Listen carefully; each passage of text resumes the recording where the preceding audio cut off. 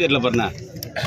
நான் அறிந்த வரையில் விக்கிரவாண்டியினுடைய ஒட்டுமொத்த தொகுதியினுடைய நிர்வாகத்தை நிலவரத்தையும் நான் அறிந்த வரையில் திராவிட முன்னேற்ற கழகத்திற்கு வெற்றி வாய்ப்பு மிக மிக பிரகாசமாக இருக்கிறது.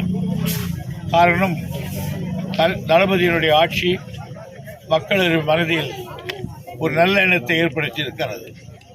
அதே நேரத்தில் வெற்றி வாய்ப்பை பெறுவதற்காக இந்த பகுதியிலே கழகத்தினுடைய மாண்புமிகு அமைச்சர்கள், கழகத்தினுடைய செயல் வீரர்கள், மாவட்ட கழக செயலாளர்கள் இவர்களெல்லாம் பல்வேறு திக்குகளில் இருந்து ஆற்றுகிறார்கள்.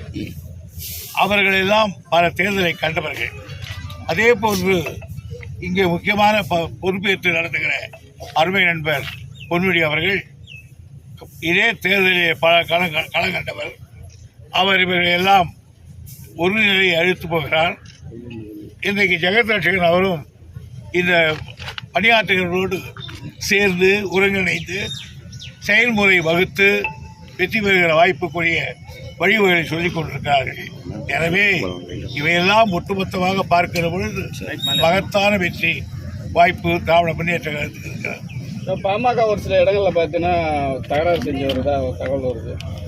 அதான் நேற்று கூட பார்த்தீங்கன்னா திமுகவினர் மீது தாக்கியிருக்காங்க. அதை எப்படி பார்க்குறீங்க நீங்கள்? அவர்களுக்கு யார் யாருக்கு எந்த தொழில் தெரியுமோ அந்த தொழில் தான் செய்வார்கள். ஆகியனால எங்களுக்கு அதை பற்றி கவலை இல்லை. தாக்குதல்களை எல்லாம் தாங்குகிற சக்தி திராவிட முன்னேற்ற கழகம். தடுப்பணை கட்டும் தொடர்ந்து சார் 44வது பட்டமளி விழாவில் கலந்து பாலாற்றின் குறுக்கி வந்து தடுப்பணை கட்டும் சந்திரபாபு தொடர்ந்து சொல்லிட்டே வராரு. அவர் சொல்லிட்டே இருக்காரு. நாங்கள் தடுப்போம் நாங்கள் சொல்லிட்டே